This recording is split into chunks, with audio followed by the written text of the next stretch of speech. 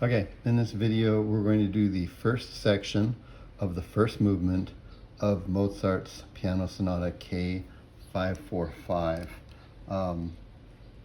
It's definitely one of his more well-known piano sonatas because it's relatively short and comparatively easy to play, and so it's also got lovely tunes in it. So it shows up in intermediate piano books, and more people have exposure to it both from hearing it but also from playing it. It's the one, the melodies like,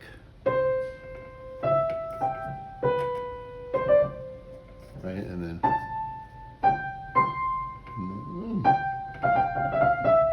it moves on to this run. Sorry, I'm going blind behind my back doing that. Guess anyhow, that's that one right there. So before we do this, this is really great because of its relatively straightforward form and its sort of shortness, to just talk about what sonata allegro form is. So sonata allegro form is a form that's often found in first movements of multi-movement pieces in the classical period. And sonatas, sonata actually just means to sound as opposed to cantata, which means to be sung. But it doesn't matter whether it's an actual sonata, named sonata, or it could be a symphonic piece like a symphony, or many different things. Usually the first movement will have something called sonata allegro form. And that has a three-section form: exposition, development, recapitulation. And the first major section, the exposition, is where we introduce you to the elements of the music, thematic material, that sort of thing. The development is where we explore that and try it out in different ways with different keys, sometimes fragmenting, sometimes trying it in different ways, and sometimes adding some new material. And the recapitulation is the ending of this, where we come back and do the exposition again with some modifications that tells you that we're ending rather than starting out. When we want to understand sonata form and hear it, if you know your exposition really well, this is so much easier, and we'll do these in subsequent videos, but we'll start off with this. So an exposition could have an introduction, but doesn't always have to. Has a theme 1, a transition, a theme 2, a transition, and sometimes a little ending called a codetta, which is a short coda or tail. If we look at some textbooks, they start to say things like, this is theme 1 area, transition area, or closing theme area. And what happens is, as time goes on, different composers, starting with Beethoven a lot, but they make more complex and longer versions of these things. And Beethoven's use of motives rather than themes to string together format pieces, sections. It's these things get blurred a little bit. You can still see them, but instead of calling this a codetta or a transition, they call them like closing theme area or theme 1 area group or something like that. But at the beginning, or a more transparent, nicely defined one of these, you have a theme 1 and a transition, a theme 2 transition, a codetta. You'll repeat this section and then you'll move on to these other things. Theme 1 will be obviously in the home key, we call that the tonic. Okay, and then it will modulate during the first transition. And theme 2, it'll end up actually being in the new key somewhere in here, but you'll get a hard cadence, and then theme 2 will be in the new key. It's almost always a dominant or 5, or if we were in a minor key to start with, it could go to the relative major. Then it will have another transition. This will not change key, but it will still have transitional elements that push us forward, and then cadence into a coda or ending tiny section like that. All right, I color-coded these so that we could see them here as we did this. That's just helpful unless you're unable to see color properly. I have a son that is colorblind, and so we joke about that. How do we know that this is a theme, and how do we know this is a transition and stuff? Well, part of it has to do with the musical elements that we're going to analyze right now.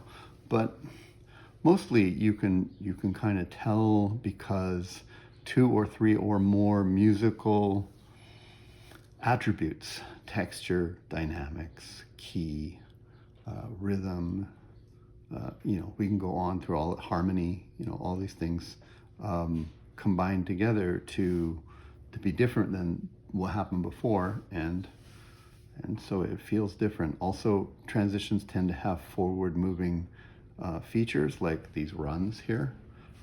They tend to be harmonically less stable, and it will change key down here. And themes tend to be pretty stable and have phrases that can make sense. We can also look for cadences. So for instance, theme 1 right here, we have this right, and then looking backwards, right, and then it changes, etc., like that. And that's, a longer sonata, a longer exposition might have a longer theme area, but for us it's just 4 measures is the minimum and we're done. We can also find some cadences here as well. So we're just going to do this section by section. This is our theme 1 right here, okay? And we're in the key of C major, and this is just a C chord that's been turned into an Alberti bass, figured bass, right? And we'll just call that a 1 chord right there, okay? And usually what we do is we look at the beginnings of these groupings here for our inversion number. So since C from a C, E, G chord right there is the first, that's going to be in root position, so we don't need any figured bass. Here it changes. We have a G and an F and a D, right? And a B up top here as well. So the non-chord tone, right? You can think of this as a non-chord tone, but it's the 7th of the 5 chord, G, B, D, F. And so, and if you're going, how's that an F? Remember, we started in treble clef here. So this is my 5 chord, and D, or the 5th, is in the bass, and so the figured bass is 4-3, right there, okay? And then it goes back to 1, right there, okay? Here, we have a C and an A and an F. This is an F chord here, which is 4, but because the first note is the C, it's going to be a 6-4 inversion because it's just the triad. Whenever we find those, we put a bracket around it, and we have to justify it there, because remember that second inversion triads, or triads where the 5th is in the bass, don't have a strong identity of their own. They take on what's going around them for stability and functional sound. This is also a 1 chord right here. And so with this C holding out like this, this is a pedal chord. In other words, it's functioning like a chord that's created by holding out a pedal. So here, and then this gets its name from organ playing, where you put your foot down on the pedal. It's very common at the beginning of the pieces from this time period to have pedals on the tonic or the keynote. And then later, sometimes they have pedals on the dominant or the 5 note or sol, if you're using movable solfege. That signals sort of that we're returning back soon to the original key. And so pedal chord right there. And then here we have another 5 chord. We have a G and a D and a G and a B and a G. We can count this F as well, so we'll call it a 5-7 chord. But now the 3rd is in the bass, so that's going to be 6-5, and then another 1 chord right here. And if you listen to this, this feels like a cadence right here. And this is an imperfect authentic cadence because, although it's a 5 chord and a 1 chord, which makes it authentic, 5 is an inversion, and we don't have the tonic or the root of the 1 chord up top here, so it's imperfect. For it to be perfect, this would have to be in root position, this would have to be in root position, and this would have to be root on the top as well. So, but that's okay. It's a 4-measure phrase. It's given us what we need. And now we move into the transition. I want to talk just a moment about transitions in Mozart's time, or understanding the way that Mozart would write these. And anything that we put out here as a rule is going to be true much of the time or most of the time, but you can always find exceptions. So I've heard it said of Mozart that he was a great improviser. Obviously he was a genius composer and fabulous prodigy keyboardist as well as great on a bunch of other instruments. But during his time period, there was an immense amount of pressure, expectation for these composers, not just Mozart, but everybody in that time, to put out a lot of music. And so they developed what we called sort of improvisers. They would have to come up with ways of making lots of music very quickly. And so there's formulas or techniques that they had that he would say, okay, I'm going to do this now, and I'm going to do this, and then I can just do this and this and this and this.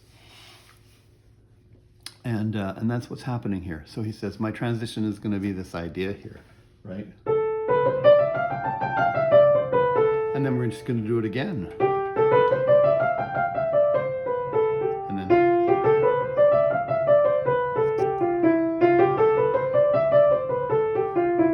And now we're getting out of it, and it's going to change a little bit. Right? And then here we are. And then we're shooting for our cadence right there, right?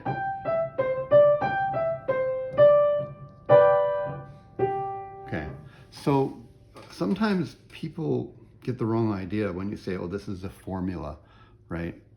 Or a trick, which is I do this and then I do it again, a step down, a step down, a step down. Like that's somehow diminishes its genius or work. But if you think about composition, and also Mozart is an improviser, keyboardist, what that means is that just like an athlete, he has a bunch of core techniques and systems and things that he's practiced and become incredibly good at. In fact, I often think of composition and like high-level athletics and cooking to have commonalities. If you have a master chef, they have recipes that they follow, and they do them. Their recipes are optimized and tweaked to be really, really well done, and they do them extremely well. And if you think about high-level athletes, they have all these core techniques, these fundamentals of the game that they play, the sport they play. Think of like a tennis player or hockey or basketball, something where they're in motion a lot of the time. And there's the athleticism of playing as well on the piano. But they have mastery of fundamentals, technical things that happen in a game, and they string them together in real time to make these things. And nobody sits there and goes like, oh, that tennis player is just using, fundamentals. He's not doing, or she's not doing anything new. No, we admire the fact that they have these core techniques down and they can use them fluently. And, we don't berate master chefs and culinary people and say, well, they're just using recipes. It's like they're not doing anything really outside the box. They're reinventing something new every time. Nobody has a problem with that there. Sometimes we think that if we say this is a formula in music that it's somehow devalued or something. These are technical recipes that these composers had mastered, and they apply them in different ways. So transitional material, forward moving rhythms, repetitive fragments, harmonic instability that's going to happen that pushes us forward, and strong cadences at the end. And we're going to find on the second one of these sequences as well, there's even more sort of like famous formula or recipe that he uses there. But this is, he says, I do this theme, and now I got to get from here to the new key into my next theme. Right? Well, I know just the thing for that. And so he goes up and down and up and down and up and down. Okay, given that, let's take a look at this now. 4 chord. It's F, A, C, right? And F, C and A and C. It's my 4 chord. Okay, let's change back to bass clef here. And then this is a C, E, and a G. This is my 1 chord, and it's got first inversion right there. Okay.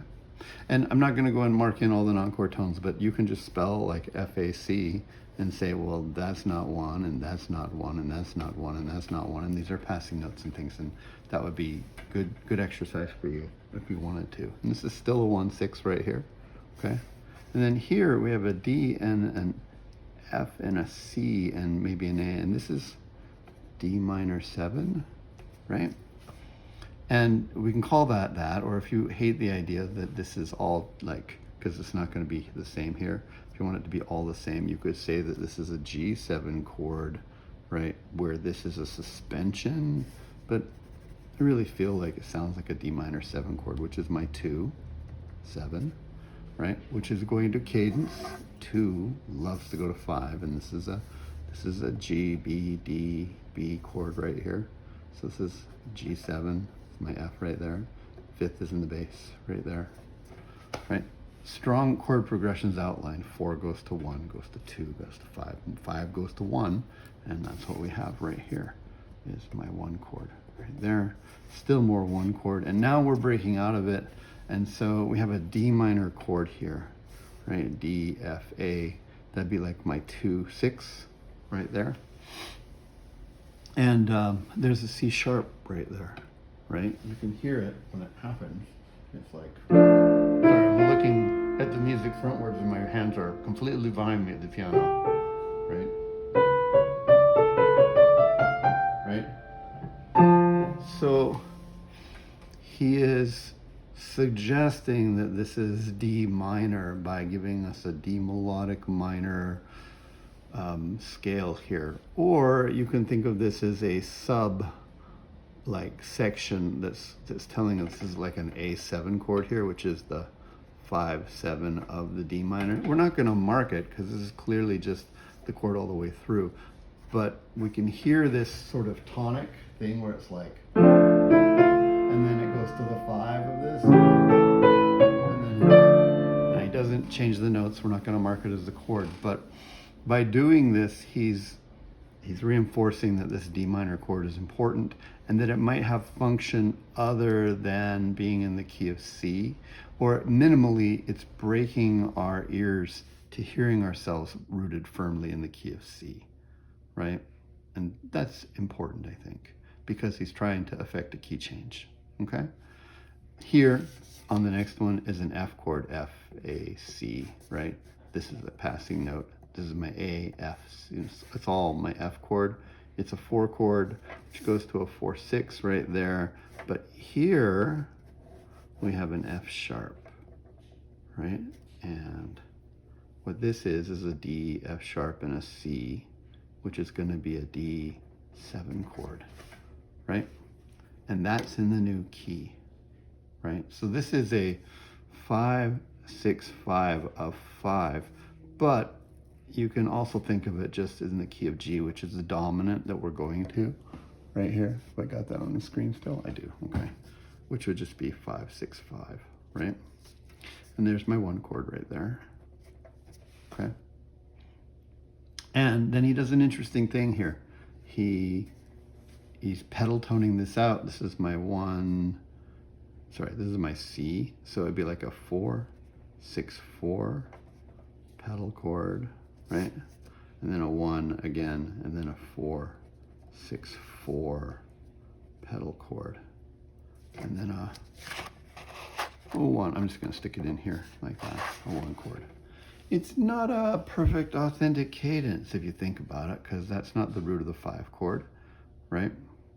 And, you know, even if you want to argue that here, you know, like we do end up on the G and the G and the G, it's not quite right. And I think what's happening is to compensate for that, Mozart is giving us more time with this, and then this, and this, and then this, and this.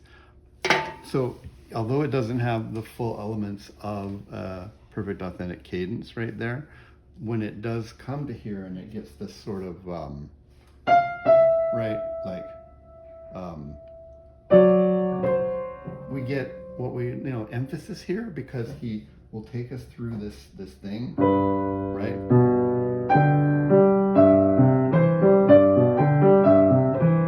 In case you missed it, he says, this is an important cadence, right? Kind of thing, okay? Now, if you say, but are we really in the key of G? Like, could this not just be a half cadence? Depends on what happens next. And actually, when we get to that video later on, the recapitulation, we'll find that he's saying, aha, I can do it either way. And so here, it's definitely pushing us to the key of G. Later, he'll do this again in the recapitulation, but then I'll say, just kidding, we're still in the key of C. He's playing it both ways. Yeah, that's our theme 1. This is our transition, and we know the transition's over. I'm going to call it transition 1 because we have such a great IAC almost PAC going on right there. Okay. All right. Transition or theme 2. This is introductory to it right here. It's just one measure where it's like this. So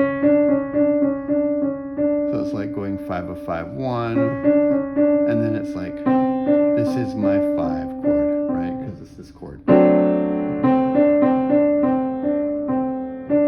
Right? Just to transition us into it, and this is theme 2. The actual theme doesn't start till you get the right hand part coming in right there, but it's okay. All right, and again, themes tend to be cordoned off into even numbers of measures and giving us phrases or things that we can sing easily and articulate and remember, and that's what's happening here. This is this famous, right, a little trill there, right, and he just does it again right there. These are exactly the same, right? So if we think about this, I'm just going to put we're in the key of G as a reminder right there. Then this is my GBD, right? And this is B in the bass right there. So this is a 1, 6, right? And if we look here, that's a suspension with the trill. Then I have a D and an F sharp and a C and an A. These are non-chord tones that are added for decoration, right? But this is a 5 chord. And that's a 2 right there because the 7th is the first note we hear. If you really want to, you can go 4, 3, and then back to 2, and then stuff. But I don't think so. I think we just call it a 5 with that right there. And 5s like to go to 1s, and with the repeat, there's my 1 again, and this is again right there. It's a 5, 2, just like that. Okay, and 5-2 loves to go to 1-6 because this is the 7th of the chord. It likes to resolve down to the 3rd of the next chord. Okay, here's my transition. So I'm just going to put theme 2. Right? Here's my transition 2. Okay, this is beautiful because again, it shows that Mozart, when he gets to this, he says, I need a process to get me from here to there, one that's easy to remember, one that sounds good, one that works really, really well. It's kind of like looking and saying, I gotta feed 50 people for the family reunion. What's gonna work, right? And it should be something that everybody enjoys and works well, and it's easy for us to produce as well, but still is quality. And this is my circle of fifths. So if you're taking a university course in harmony theory, almost always they'll talk about circle of fifths, which is going down by a fifth, right? Okay, so remember that this transition is not going to change key. We're going to stay in the key of G, right? And again, how do we know it's transition? Well, this was clearly delineated as the themes, these phrases, and then here it changes to this kind of really beautiful texture where it's like this.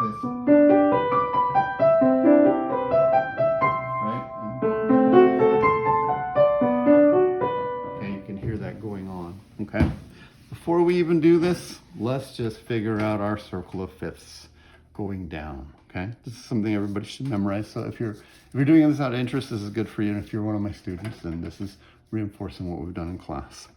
1 goes down to 4, goes down to 7. This is down by a fifth every time. I'm just going to take this up again. Goes down to 3, goes down to 6. I'm going to take this up again, just for visual sake, but it's still going down. Goes to 2, goes to 5, goes to 1. That's my circle of fifths, okay?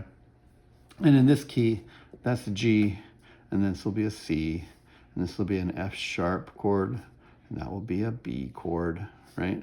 And if you're going like too fast, well, just practice.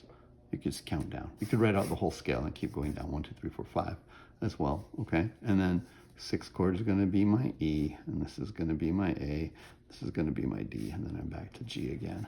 And of course, the qualities of the chords are appropriate for the key. So 1s and 4s and 5s are major, right? 2s and 3s and 6s are minor, the 7 is diminished. The D could have a 7th on it and be a dominant chord as well. Let's just check this out.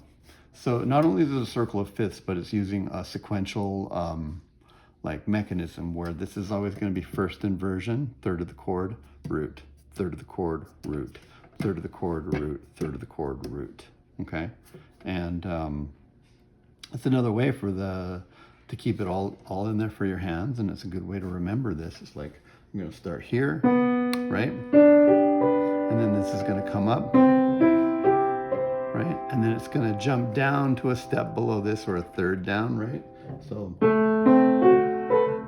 oops, sorry, I'm looking backwards. I'm actually looking forward, playing blind.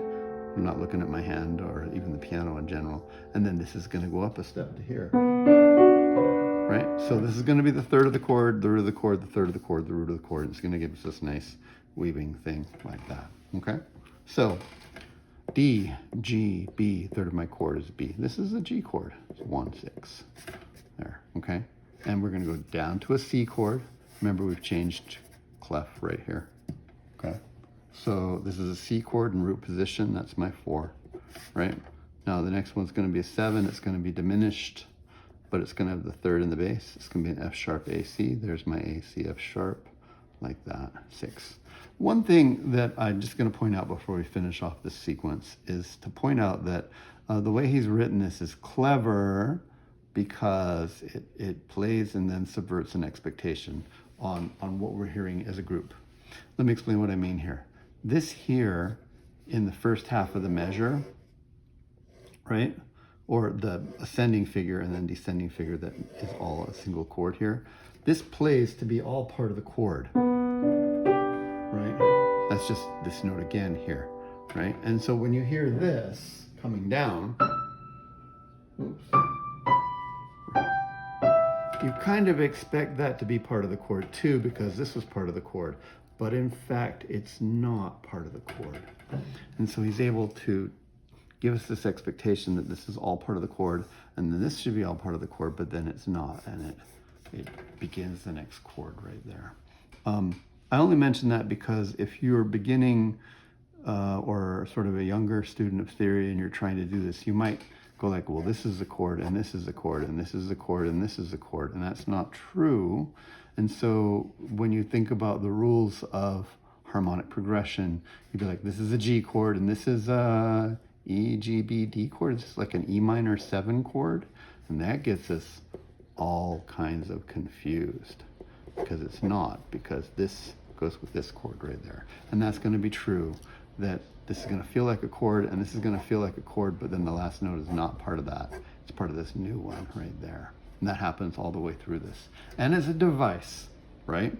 This goes up, this comes down, this goes up, this comes down, and they stay weaving up and down like this. So easy for us to remember once we know the chords, easy for us to think about the pattern of where our notes are going, easy to play because we use the same fingerings for each of these things, right? 5, 4, 2, 1, right? And this is going to be 5, 4, 2, 1 coming down as well, right?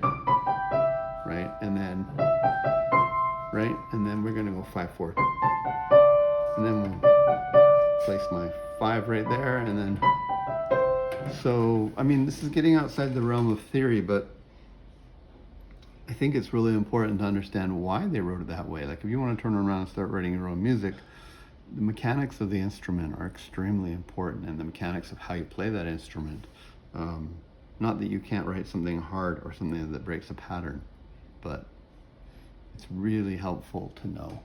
And that's why, for instance, composers that are okay, but not considered like world class, like Boccherini, for instance, can write great concertos or things, in this case Boccherini for cello, because he's a cellist, and so he knows what that is, right? And so he can write something that's good music, but incredibly good for the cello because he understands the mechanics of the instrument and its capabilities and things like that. So, you know, it's not just that he uses circle of fifths, it's that he does it in a fantastic way here that optimizes moving forward with memorability and playability, and even subverting our expectations when this last note actually begins the next chord. All right, F sharp chord goes down to a B chord, which is 7 to our 3 right there. This is a B chord. B minor, which is my 3. Okay? And then my B is going to go down to the E in this key. That's going to be a 6 chord. And remember, the third of the chord's the first, so E, G, B right there. So my 6 is in first inversion. Okay? You can check out all these notes if you want. This is part of there. Right? E chord's going to go down to A. That's my 2 chord right there. Okay? And then A chord's going to go down to D, first inversion, D, F sharp, A. Right? 5, 6. And then that's going to go to my 1 because 5s like to go to 1, like that.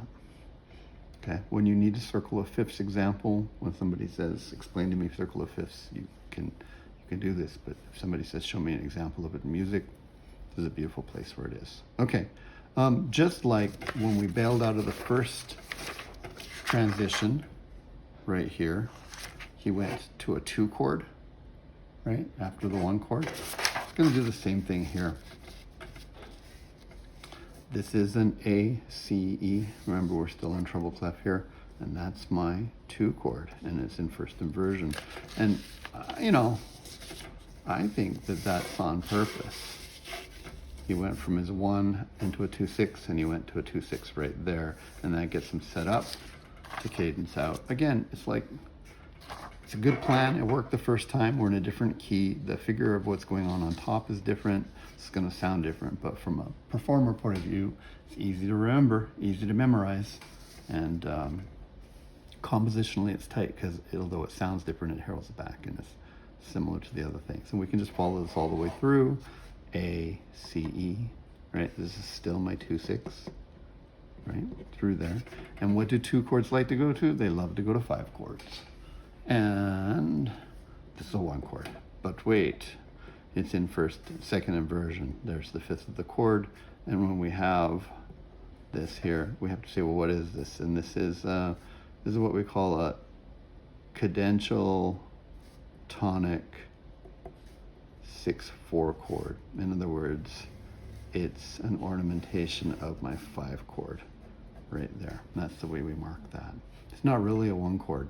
It's got the notes of a 1 chord, but because the 5th is in the bass and it's following a 2 chord and going into a 5 chord, it just feels like an ornamentation, right? Like this here, this G will go down to there, and this B can go down to the A or up to the C, but this is like mi, fa, and do, ti, right? So we hear these 2 notes right there, right? Split and go to here. Well, this is underneath, right?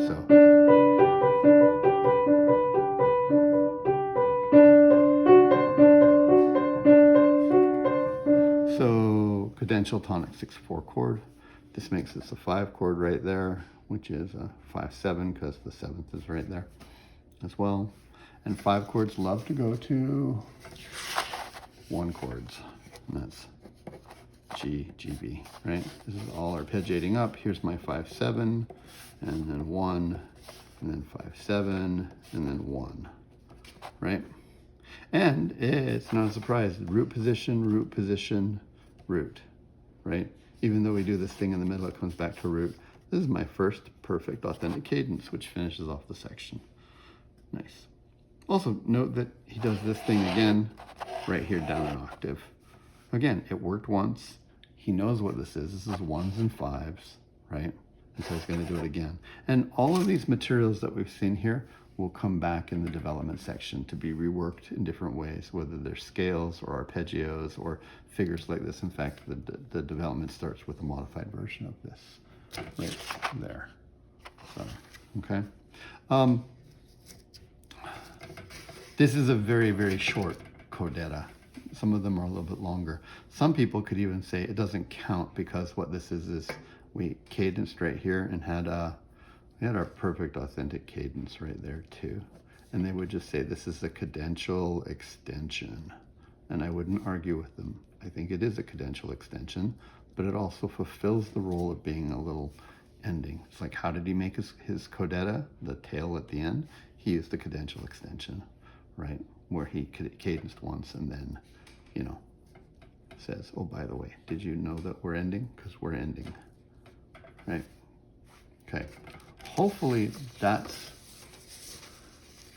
not just easy to understand, it's these chords and these chords, but you can start to see that knowing the form and the function of these things, as well as listening to it, can help us memorize and understand the piece that we're learning to play as well. Okay, I'll do another couple videos in the next week or two here.